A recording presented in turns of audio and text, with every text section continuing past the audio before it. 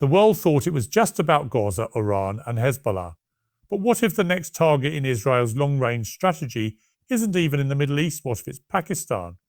Behind the scenes, intelligence circles have been whispering. Not about a nuclear launch, not about a direct confrontation, but about something more chilling: covert sabotage, political destabilization, psychological warfare. Why? Because in Tel Aviv's war rooms, a singular question echoes with growing urgency. Can we allow the only Muslim nuclear power outside of Iran to remain untouched? It didn't start yesterday. Decades ago, when Pakistan shocked the world by detonating its first nuclear weapon, it wasn't just India that shuddered.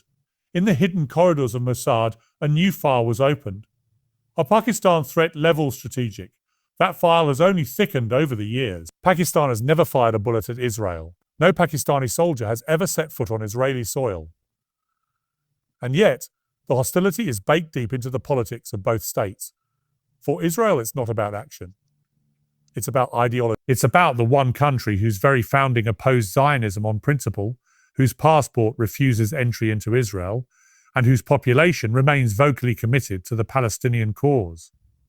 The events of the last few months have intensified everything. After Iran's proxies pushed further than ever, after Lebanon heated up and Syria flared, eyes have started shifting east.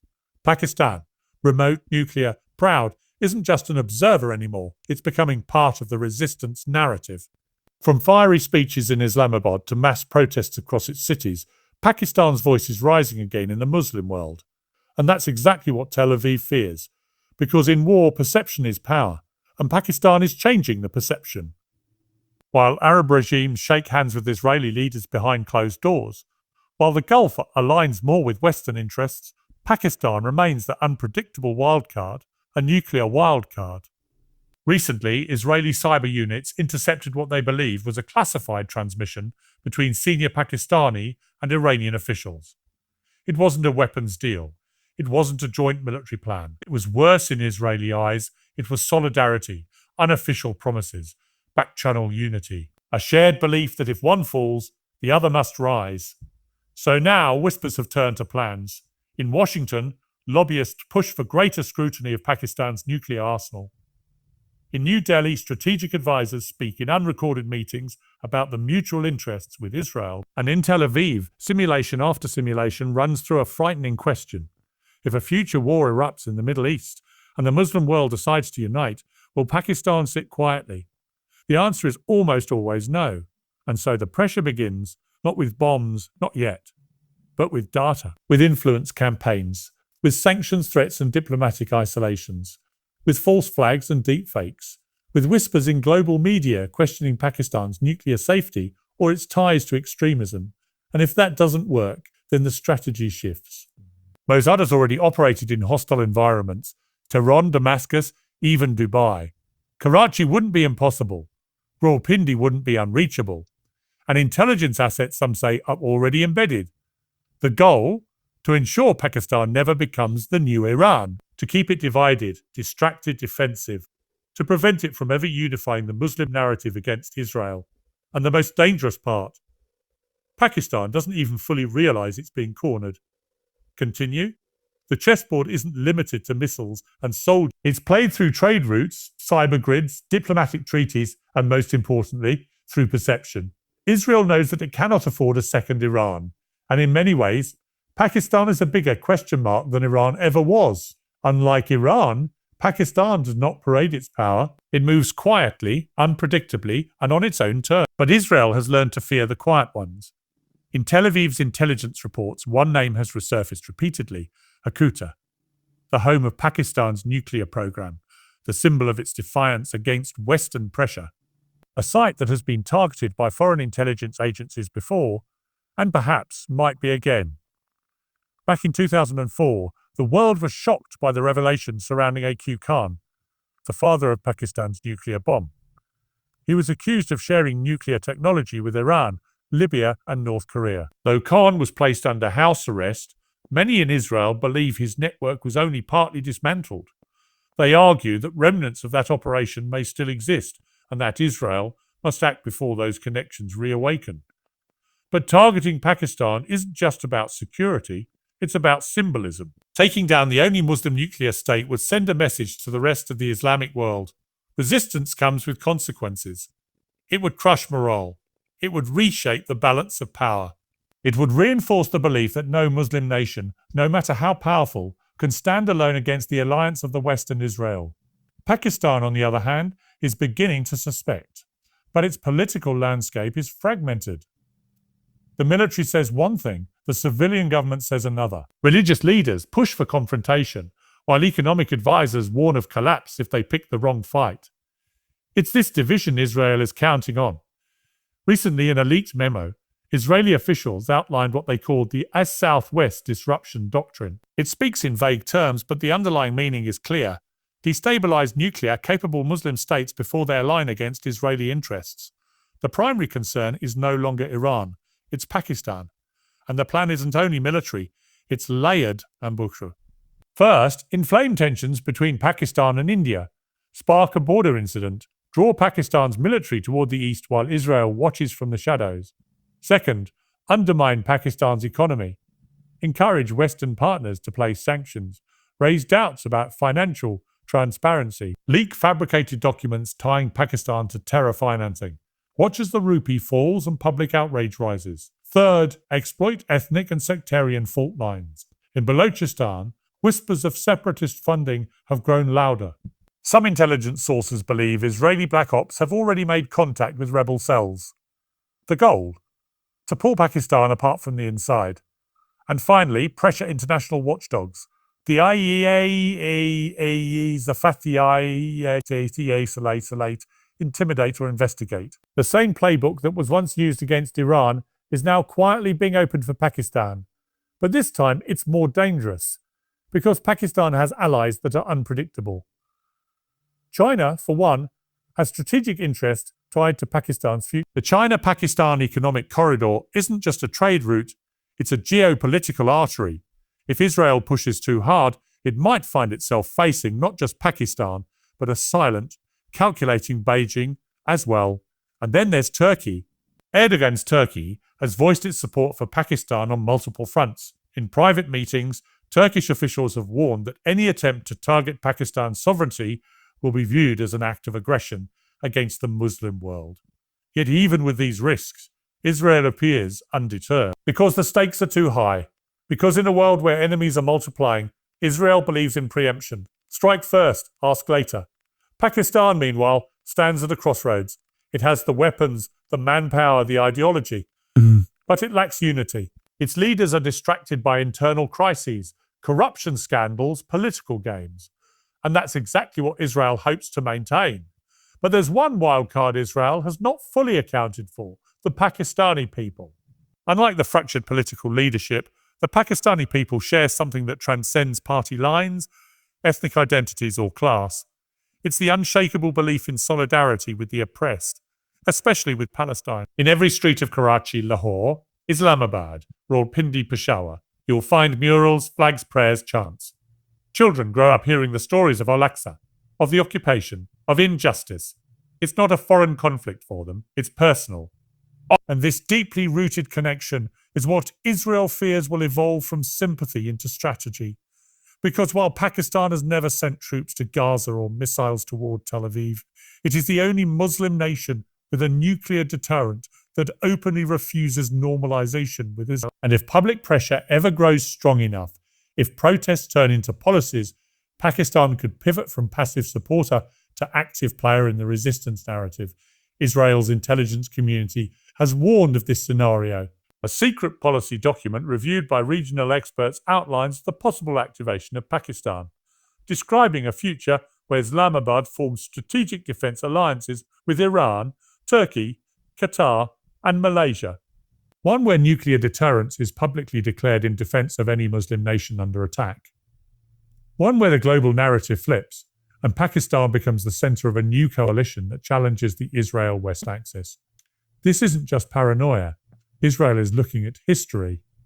It remembers how Pakistan shocked the world in 1998 with its nuclear tests just weeks after India's. It remembers the rage in its own during the Sabra and Shatila massacres. It remembers that when most Arab states signed deals with Israel, Pakistan stood firm, and it sees the younger generation of Pakistanis more connected, more vocal, more fearless than ever. In many ways, Israel sees a storm forming on the horizon, one not just shaped by missiles and militias, but by ideology, youth technology, and a nation that is finally beginning to understand its strategic power. And so, the preemptive tools are already in motion. Cyberattacks against Pakistan's financial networks have spiked. Disinformation campaigns on social media, posing as Pakistani accounts, are sowing division, especially targeting Sunni-Shia relations. Internal tensions are being amplified. Local journalists are being fed false leads to discredit political figures who oppose Western interests. Even Balok separatist leaders have mysteriously received funding from unidentified offshore accounts. Mossad, according to whistleblowers, has doubled its budget for South Asia intelligence operations over the past 2 years. Israel knows it can't invade Pakistan, not directly, but it doesn't need to. It can suffocate it in other ways, cut off its economy, make it look unstable to investors, portray its nuclear program as unsafe, use international pressure to keep Pakistan on the financial action task, create internal chaos until the very idea of uniting against Israel becomes unthinkable. Meanwhile, Israel builds deeper ties with India, joint military exercises, intelligence sharing agreements, arms deals worth billions. Israeli drones now patrol the skies of Kashmir. Indian officers train alongside Israeli commandos, and behind closed doors, a shared vision emerges, a South Asia where Pakistan is forever restrained. Yet despite these mounting pressures, cracks are beginning to form in the narrative Israel is constructing. Global Muslim youth are watching. They're questioning why Pakistan is being targeted while it hasn't invaded, hasn't threatened, hasn't violated international norms. They're starting to see the pattern. Any Muslim nation with strength, dignity, or independence becomes a target. And inside Pakistan, something is shifting too. For every attempt to divide, there's a surge of resistance. For every effort to destabilize, there's a counter-narrative growing in universities, in mosques, in newsrooms. Israel's strategy depends on Pakistan remaining passive, distracted, fractured. But what happens if that strategy backfires? What happens if Israel's very aggression is what unifies Pakistan instead? What happens if Pakistan wakes up? The idea of a unified Pakistan, standing tall against Israel's covert strategy, isn't just theoretical anymore. Across Islamabad's diplomatic halls and military briefings in Rawalpindi, questions are shifting from what is happening to what must be done. Pakistan is no stranger to global pressure. It has survived decades of sanctions, wars, and internal instability. But this is different. This is a silent war, one that doesn't announce itself with tanks or warships, but with digital warfare, propaganda, and infiltration. In a recent classified military exercise, unreported in the media, Pakistan simulated a coordinated information war attack. The scenario: a global campaign accusing Pakistan of harboring rogue nuclear elements, followed by diplomatic isolation, an IF loan rejection, and a joint India-Israel cyber blockade. The conclusion of the exercise was sobering. Pakistan would not survive such a scenario without preemptive alliances and internal unity. And this realization is giving birth to a new doctrine, quiet, unofficial, but emerging. Strategists inside the Pakistani establishment are beginning to talk of a reverse isolation doctrine. It's not about aggression, it's about visibility, about ensuring that Pakistan is not the one caught off guard again. It means reopening strategic dialogues with Iran, rebuilding trust with Turkey, expanding military coordination with China, and initiating economic interdependence with Muslim-majority countries who are increasingly wary of Western agendas. The idea is to become too valuable, too interconnected, and too visible to be targeted without consequence. Meanwhile, grassroots momentum is building. Young Pakistani influencers are reshaping the narrative on social platforms. Independent journalists are asking sharper questions. University campuses are holding open forums on Israel's covert strategies, on Zionism's expansionist ambitions, and on why silence equals vulnerability. And this doesn't go unnoticed. Israel, through diplomatic channels and third-party pressure, is already trying to contain this narrative, funding media partnerships in the West to portray Pakistan as unstable, amplifying fears of extremism to justify increased scrutiny. pushing for joint Indo-Israeli defence drills near the Pakistan border as a show of a shared concern. But even this carefully choreographed pressure campaign has begun to show cracks. Pakistan's military high command has quietly increased patrols along sensitive installations. Its cyber command has activated dormant protocols for cyber defence at critical infrastructure hubs. And its nuclear command authority has reinforced that its arsenal remains under absolute civilian military control, dismissing Western fears while sending a clear message. We are not Iran. We are not Iraq. We are not Libya. We will not fold. And while some in the West still view Pakistan as a fragile, fragmented state, the reality beneath that image is more complex. Pakistan is a nation forged in survival. It has fought off a tripartite war, resisted foreign manipulation, and navigated through domestic chaos without ever completely falling apart. But survival is no longer enough.